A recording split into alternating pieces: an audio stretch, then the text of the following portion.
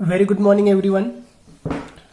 In last lecture, we have studied law of supply and its assumptions. Okay, law of supply. What it includes? It includes statement of the law, supply schedule, then explanation of that schedule, diagram and explanation of that diagram. ठीक है, इतनी जो 5 चीजें होती है वो compulsorily आपकी आती ही है लॉ ऑफ सप्लाई के अंदर. And this 5 things they are not at all difficult to write down. अगर आपका सप्लाई स्केड्यूल और जो स्टेटमेंट ऑफ द लॉ है ओके उतना अगर 2 चीजें भी आपकी क्लियर है तो उस पर से सब कुछ आपका क्लियर हो सकता है easily, no problem. After that we have seen we have to write assumptions compulsorily, necessarily. ठीक है, अजम्पशंस पूछे हो या नहीं पूछे हो आपको अजम्पशंस लिखने ही है. तो इसके लिए अजम्पशंस भी हमने काफी इजी वे में देखे हैं. आपके टेक्स्ट बुक के अंदर खाली 6-7 अजम्पशंस कुछ तो भी दिए हैं. अपन ने टोटल 10 अजम्पशंस देखे. Out of 10 you can easily remember any 8 assumptions. Okay, even I will say कि 10 के 10 अजम्पशंस भी आप ध्यान में रख सकते हो. बिल्कुल भी कुछ भी डिफिकल्ट इसमें नहीं है. Okay, next we have to see today exceptions of the law. Okay, before that let's revise first कि हमने क्या देखा था. Statement of the law, what it says. हमारा स्टेटमेंट क्या कहता है. सबसे पहले तो ध्यान में रखो कि आपको क्या ऐड करना था, केट्रिस पैरिबस. ठीक है, what is ceteris paribus. Other things remaining the same, या फिर अदर थिंग्स बीइंग इक्वल, या फिर अदर थिंग्स रिमेन कांस्टेंट. कोई भी एक सेंटेंस यूज कर सकते हो, सभी का मतलब एक ही होता है. Okay, so let's discuss what is your statement. Statement आपका बोलता है other things remaining the same, comma, a higher quantity of commodity will be offered for sale at higher price and lower at less and less at lower price. ठीक है, मतलब जब आपकी price ज्यादा रहेगी आप ज्यादा सप्लाई करोगे, और जब आपकी प्राइस कम हो जाएगी आप कम सप्लाई करोगे. ओके, बस इतनी सी एक बात हमें कौन बोलते हैं, हमारा लॉ ऑफ सप्लाई बोलते हैं. तो हमें पता है कि हमें बस ये एक चीज ध्यान में रखनी, प्राइस ऊपर जाएगी सप्लाई ऊपर जाएगा आपका. ठीक है, आपको ज्यादा कुछ ध्यान में नहीं रखना. इस पर से आप सब कुछ अपना क्लियर कर सकते हो. नाउ इसी पर से आपको स्केड्यूल बनाना है. तो आप स्केड्यूल कैसे बना सकते हो. सिंपली प्राइस और सप्लाई 2 चीजों की हम बात कर रहे हैं ना, तो 2 कॉलम आपके बन जाएंगे. एक तो हो जाएगी आपके लिए प्राइस और दूसरा हो जाएगा आपके लिए सप्लाई. ठीक है, क्योंकि प्राइस और सप्लाई दोनों का हम रिलेशन यहाँ पे देख रहे हैं. प्राइस क्या हो रही है, अपर. Price goes up. अगर प्राइस आपकी ऊपर जा रही है तो आपको क्या करना पड़ेगा, प्राइस ऊपर लेनी पड़ेगी. 4, 8, 12, 16, 20. आप यहाँ पे 5, 10, 15, 20, 25 ऐसे भी लिख सकते हो. बट एक ही एग्जाम्पल अगर हम बार बार देखेंगे तो फिर समझने के लिए हमारे लिए वो इजी हो जाएगा. ओके, प्राइस गोज अप और साथ में क्या हो रहा है, सप्लाई ऑल्सो गोज अप. तो सप्लाई भी आपको ऊपर जा रहा है तो आपको सप्लाई भी बढ़ाना. ये 100, 200, 300, 400, 500. ओके, ये हो गया आपका सप्लाई स्केड्यूल. इसमें आपने क्या लिखा है वही बस 4 लाइन में एक्सप्लेन कर दिया तो आपका हो जाएगा एक्सप्लेनेशन ऑफ स्केड्यूल. इस पर से डायग्राम कैसे बनानी है हमने कई बार देखा है, तो आपका डायग्राम भी बन गया. डायग्राम बनाने के लिए सेम टेक्निक आपको यूज करनी, कोई भी लॉ रहने दो. ठीक है, आपको एक्स एक्सिस वाई एक्सिस बना के लेना है. वाई एक्सिस पे हमेशा प्राइस रहता है, एक्स एक्सिस पे उस टाइम डिमांड रहता था, इस टाइम सप्लाई रहेगा. ओके, यही नंबर्स आपको ऊपर ग्राफ पे प्लॉट करने हैं और अकॉर्डिंग टू दीज नंबर्स आपको पॉइंट्स लेने हैं और पॉइंट्स को ज्वाइन करोगे तो आपको ग्राफ मिल जाएगा. ओके, तो ये हो गया आपका diagram.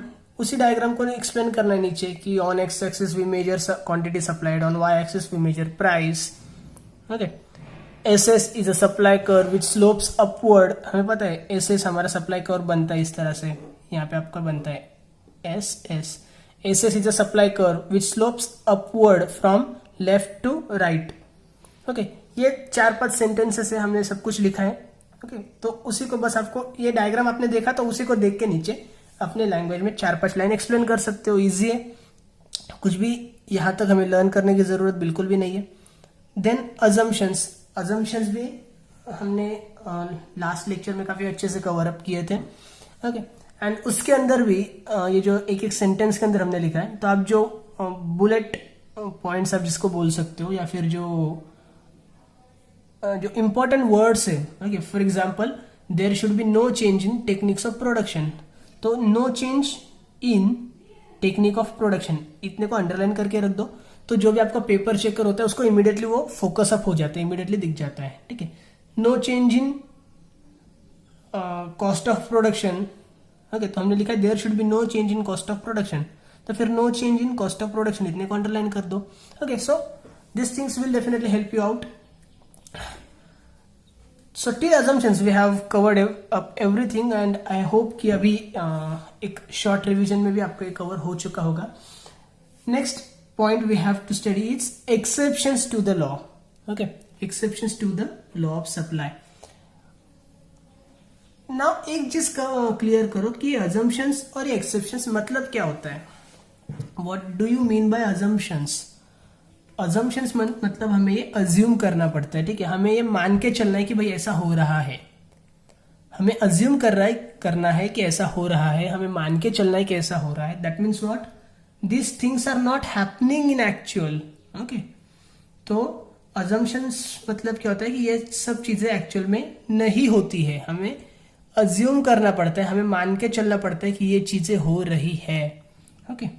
And exceptions means what? Exceptions मतलब इन सारे चीजों के ऊपर आपका लॉ एप्लीकेबल नहीं होगा, okay, the law is not applicable for this things, okay. तो assumptions और एक्सेप्शंस जनरली आपके सेम हो सकते हैं, सिर्फ आपको जो लिखना है ना, लिखने का वे थोड़ा सा चेंज करना पड़ेगा, जो सेंटेंस आप लिखने वाले हो उसको थोड़ा सा अलग तरीके से लिखना पड़ेगा, तो आपके assumptions भी आपके एक्सेप्शंस बन सकते हैं। तो नॉट नेसेसरी कि आपको दो बार पढ़ना पड़ेगा, okay. Let's discuss exceptions once, उसके बाद आपको ये क्लियर आउट हो जाएगा, okay. So exceptions means what? कि इन सारी चीजों पे आपका लॉ एप्लीकेबल नहीं होगा, ओके। मतलब अगर प्राइस अप हो रही है तो सप्लाई अप नहीं होगा, ओके। सप्लाई शायद कांस्टेंट रहेगा या फिर सप्लाई डाउन भी हो सकता है, ठीक है। मतलब आपका लॉ झूठा साबित हो जाएगा यहाँ पे इन सारे केसेस के अंदर, alright. So see number 1, urgent need for cash, इस केस में आपका लॉ एप्लीकेबल नहीं होता है, ठीक है। How? See for example you are a seller, okay, and what your law says? Your law says when price will go up your supply will go up, but for example if the supply is in need of urgent cash, उसको urgently cash चाहिए, उसके ऊपर कुछ economic crisis आ गया है, कुछ problems उससे हो गई है, ठीक है, कोई भी प्रॉब्लम्स हो सकती है, बिजनेस प्रॉब्लम्स या family problems, whatever it may be, कुछ भी प्रॉब्लम्स हो गई, he need cash very urgently, okay. So what he will do?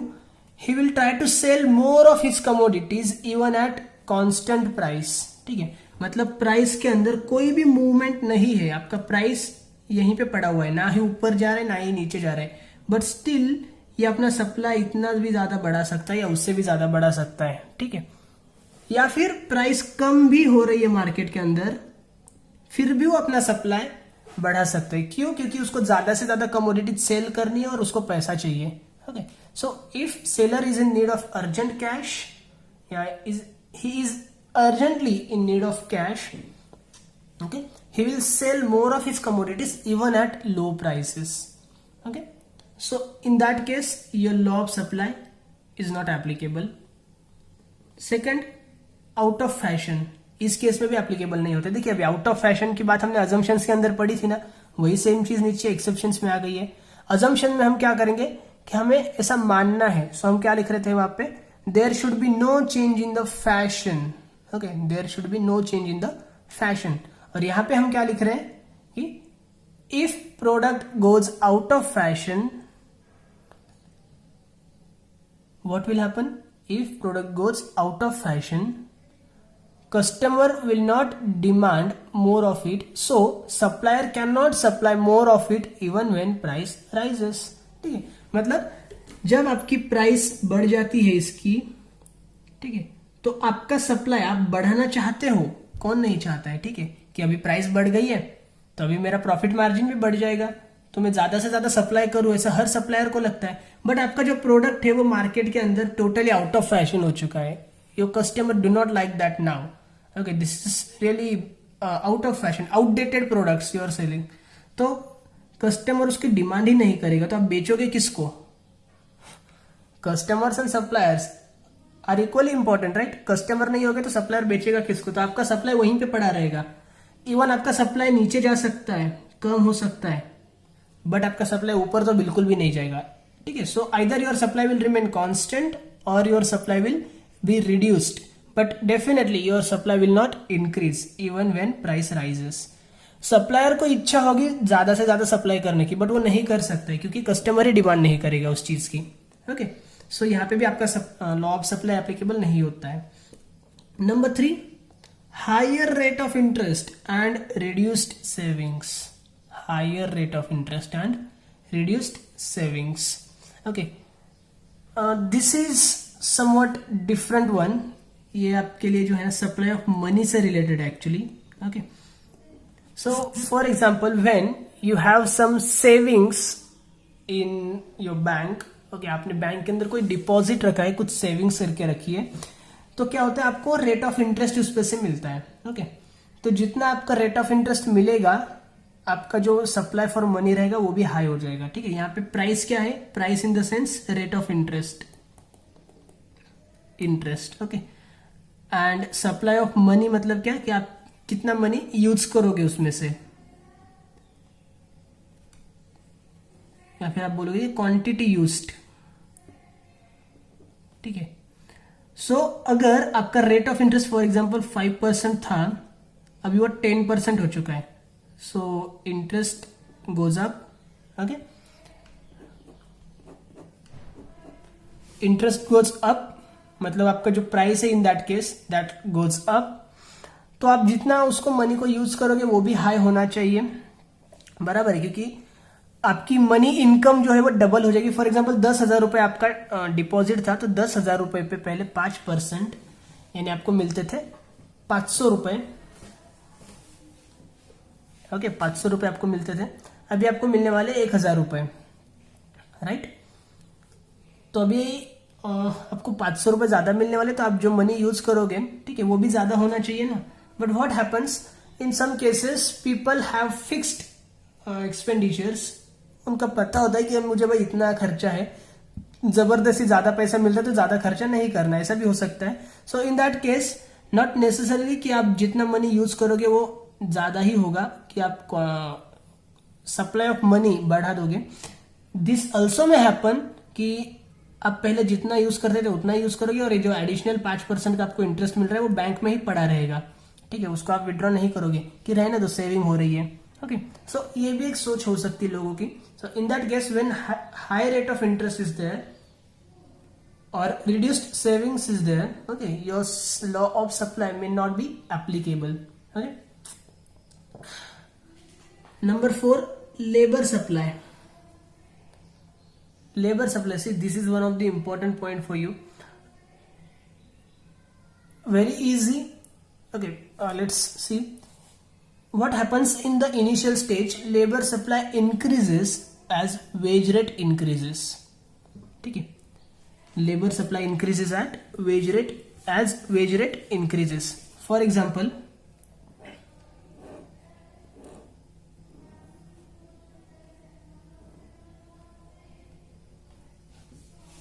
यहाँ पे हम लेते हैं वेज रेट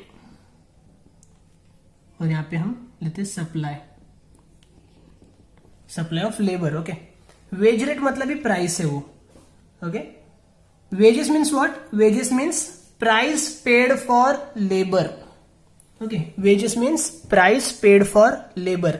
अब जो लेबर यूज करते हो उसके लिए जो आप प्राइस पे करते हो उसको आप बोलते हो wages. Okay, so wages is nothing but price, ठीक है? तो प्राइस एंड सप्लाई उसी की हम बात कर रहे हैं, कोई अलग हम बात नहीं कर रहे।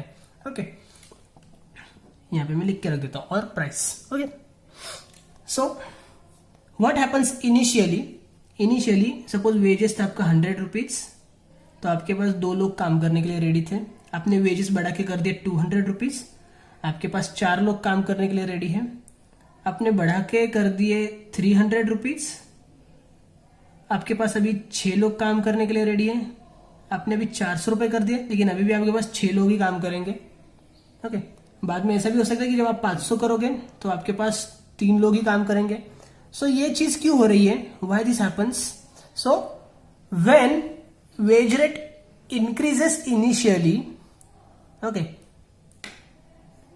labor supply also increases, but later on workers may prefer leisure. थोड़ा सा वो आलसी बन सकते हैं कि भाई चलो ना, जाने दो ना, अभी बहुत हो गया।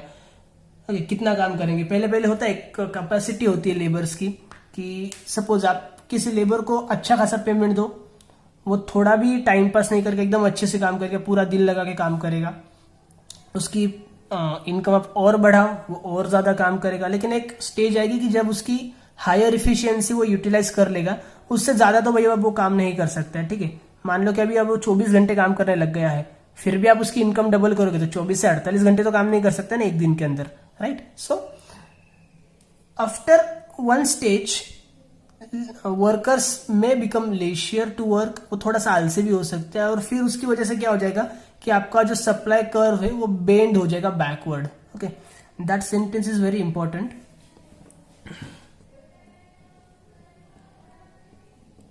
Supply curve bends backward. Supply curve bends backward. Now this sentence is definitely important, but अभी आपको 12th स्टैंडर्ड के अंदर इतना सब कुछ जरूरी नहीं है। आपने बस 4 लाइन के अंदर इसका एक्सप्लेनेशन लिख दिया अंदर, तो भी मोर देन सफिशियंट है। बट इसका जो कर्व है एक्चुअली, ठीक है, वो आगे आपको काम आएगा, and you must know that. Okay, आगे आपको ये कर्व काम आने वाला है, और आई डोंट थिंक कि आगे आपको कोई पढ़ाएगा भी इसे, बट आपको ये पता होना चाहिए कि हाउ दिस हैपन्स। तो हम एक बार इसे देख लेते हैं, ठीक है। जरूरी नहीं है आपका ये 12th स्टैंडर्ड के लिए, बट मैं आपको क्यों बता रहा हूँ, क्योंकि ये काफी ज्यादा इंपॉर्टेंट है। Okay, specially for students who are going for CA foundations, उनको इतनी इजी कंसेप्ट नहीं होती, डिटेल में ही पढ़ना पड़ता है। ओके, या फिर जो आगे भी फर्स्ट ईयर ऑफ बीकॉम वगैरह जो आप पढ़ोगे, उसमें भी आपको ये चीजें देखने को मिलेगी, एमकॉम में देखने को मिलेगी। So you must know that things if you are going for NET SET exams, you also have to do this things. Okay, so see, price मतलब ही क्या है, वेजेस। तो यहाँ पे हम लेंगे wages, this is Y axis, right. Wages मतलब ही प्राइस होता है, ठीक है। एंड एक्स एक्सिस पे आता है हमारे लिए supply. So supply is 24663। Okay, तो हम यहाँ पे लेते 2 4 6 8 10, ठीक है, 2 का गैप लिया हमने। And here wages are 100 200 300 400 500। Okay, I hope this is visible. काफी छोटा हो रहा है ये, आई एम सॉरी। सो हमें बस ये यहाँ पे प्लॉट करना है। जब 100 रुपीज आपके वेजेस थे, सप्लाई था आपका 2, जब 200 थे सप्लाई था आपका 4, 300 पे सप्लाई था आपका 6, 400 पे भी आपका सप्लाई था 6, 500 पे आपका सप्लाई था 3। ओके, तो देखो कैसे आपका ट्रेंड हो रहा है यहाँ पे, this is going like that. Okay, so it bends backward, इसी को हम बोलते हैं bending backward supply curve of labour. This happens in case of only labour. Okay, so this is what labour supply is. ज्यादा ध्यान में रखने की जरूरत नहीं है, ये एक कंसेप्ट आपको बस पता होनी चाहिए, उसके लिए मैं बता रहा था। सिंपली इतना ध्यान में रखो कि in the initial stage labour supply increases when wage rate increases, but later on workers may become leisure to work, and because of that their supply curve becomes they become bend, and they bends backward. Okay, number 5, agricultural goods. In case of agricultural goods also, your law of supply is not applicable. Okay, agricultural goods means what? Those commodities which are produced in farm. Okay, so agricultural goods, they are purely dependent upon weather conditions. Agricultural जो भी commodities होती है वो सारी की सारी weather conditions पे dependent रहती है। Okay, and what happens in case of weather conditions और climatic conditions, if climatic condition is favourable, if climatic conditions is favorable, in that case if price rises he can supply more. price rises, he can supply more. When climatic conditions are favorable. Climatic conditions अगर favourable है तो उसके पास काफी ज्यादा production हो जाएगा, ठीक है, सब कुछ अच्छे से प्रोड्यूस हो जाएगा, तो जैसे प्राइस बढ़ेगी वो ज्यादा सप्लाई कर सकते हैं. But if agricultural conditions are unfavourable, ठीक है, जब नहीं चाहिए थी तब बारिश हो गई और पूरी खेती का नुकसान हो गया. Okay, so in that case what will happen, the production will be less. तो अगर प्राइस आपकी बढ़ती है तो भी वो सप्लाई तो ज्यादा नहीं कर सकते. अपना सप्लाई एक तो कांस्टेंट रहेगा या फिर कम हो जाएगा, क्योंकि उसके पास क्वांटिटी ऑफ कमोडिटी ही अवेलेबल नहीं है, प्रोडक्शन ही नहीं हुआ है. Okay, so how he will supply more. Okay, so in case of agricultural goods also the law of supply may not be applicable. Not necessarily कि हर बार एप्लीकेबल नहीं होगा.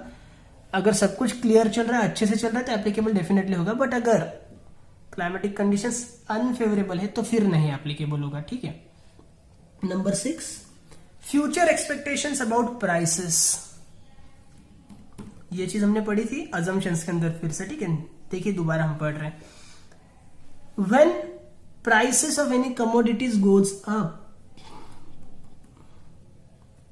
आज प्राइस बढ़ गई है, ठीक है, कल फिर से थोड़ी बढ़ गई है, परसों फिर से थोड़ी बढ़ गई है. सो supply will also increase initially. पहले दिन जितनी प्राइस बढ़ी उतना सप्लाई बढ़ गया, दूसरे दिन और प्राइस बढ़ी, इसने और सप्लाई बढ़ा दिया, तीसरे दिन और प्राइस बढ़ी, इसने और सप्लाई बढ़ा दिया. But there will be some point when the seller will wait and he will make some expectations that price is continuously increasing. If I wait for some few days, price will increase more further. For example, जब ये lockdown हुआ था, ठीक है, तब का example मैं ले रहा हूं, टोबैको. इस पे काफी ज्यादा जोक्स, मीम्स वगैरह शेयर हो रहे थे. ओके, 10, 12, 15 रुपए की कुछ ये टोबैको रहती होगी. तो that became around 80 rupees. So what happened, जब प्राइस बढ़ रही थी तो इनिशियली सप्लाई बढ़ रहा था, लेकिन एक पॉइंट ऐसा आ गया कि उनको पता चल गया सेलर्स को कि भाई इसके बाद प्राइस जो है ना आपकी काफी बढ़ने वाली है, अराउंड इतनी भी हो सकती है. ठीक है, बढ़ते बढ़ते बढ़ते बढ़ते बढ़ते इतने भी हो सकती है. सो दे स्टॉप सप्लाइंग. यहाँ पे सप्लाई उनका कांस्टेंट रहा है, यहाँ पे zero supply, zero supply, zero supply, zero supply, zero supply. जब ये प्राइस यहाँ पे 80 तक पहुंच गई तो फिर अचानक से इन्होंने सप्लाई करना स्टार्ट कर दिया. सो even when prices are increasing,